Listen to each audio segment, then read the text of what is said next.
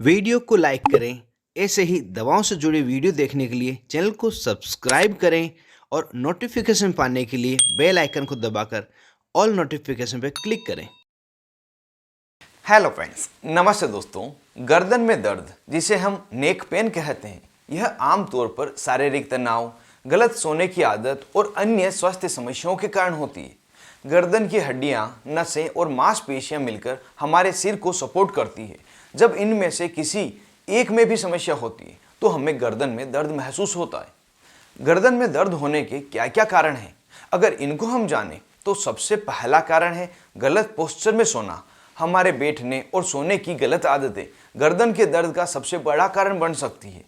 लंबे समय तक कंप्यूटर या मोबाइल का उपयोग करना भी यह गर्दन का दर्द का कारण हो सकती है। स्ट्रेस तथा टेंशन, अत्यधिक मानसिक तनाव से भी गर्दन की मांसपेशियों में तनाव आ सकता है, जिससे दर्द होता है।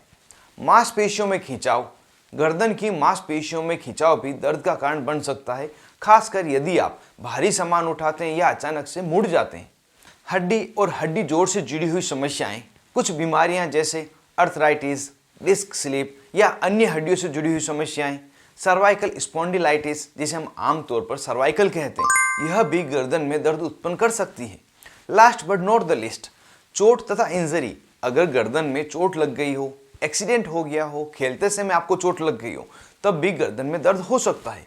अब जानते हैं गर्दन के दर्द को कैसे कम किया जा सकता है और डॉक्टर इसमें क्या दवाइयाँ देते हैं। तो पहले फर्स्ट एड के रूप में घर पर जो तरीके अपनाते हैं उनको जान लेते हैं। सबसे पहला तरीका, आराम करना। गर्दन में दर्द होने पर आराम करना जरूरी है। ज़्यादा मूवमेंट्स के कारण गर्दन का दर्द बढ़ सकता है। आइस पैक का इस्तेमाल करना, जब गर्दन में सूजन और दर्द हो तो इसको कम करने के लिए बर्फ की सिकाई करना एक मददगार तरीका हो सकता है। गर्म सिकाई करना, अगर मांसपेशियों में खिंचाव हो तो गर्म सिकाई करने से भी राहत मिलती है। इसके अलावा गर्दन के दर्द को ठीक करने के लिए कुछ स्ट्रेचिंग एक्सरसाइज भी फिजियोथेरेपिस्ट डॉक्टर द्वारा बताई है, उसे भी आप कर सकते हैं। उसको करने से भी दर्द कम होता है।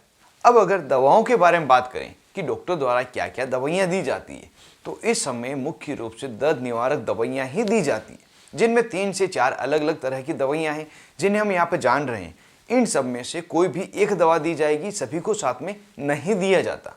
दवाइयाँ जैसे कि diclofenac tablet, aceclofenac tablet, ibuprofen tablet, यह दी जाती है। और अगर ज़्यादा दर्द हो रहा है, इन दवाइयों को देने से ज़्यादा फायदा नहीं हुआ है, तो उस समय डाइक्लोफिनेक, पैरासीटामोल तथा क्लोरोक्साजोन कॉम्बिनेशन की टेबलेट या एसिक्लोफिनेक थायोकोल्सिकोसाइड कॉम्बिनेशन की टेबलेट यह दी जाती है, जिन्हें आप मायोस्पास 4 टेबलेट तथा जीरोडोल TH टेबलेट के नाम से जानते हैं।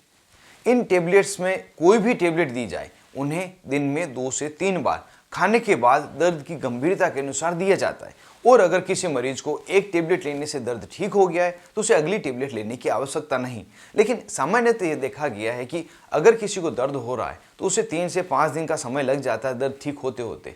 इसी कारण से इसे 3 से 5 दिन और आवश्यकता होने पर ज़्यादा समय के लिए भी दिया जाता है। और अगर किसी मरीज को सर्वाइकल स्पॉन्डिलाइटिस की समस्या है तो उन्हें इन दवाओं के साथ में सर्वाइकल कॉलर भी दी जाती है, जिससे कि गर्दन का मूवमेंट कम किया जा सके और गर्दन में कम से कम दर्द हो।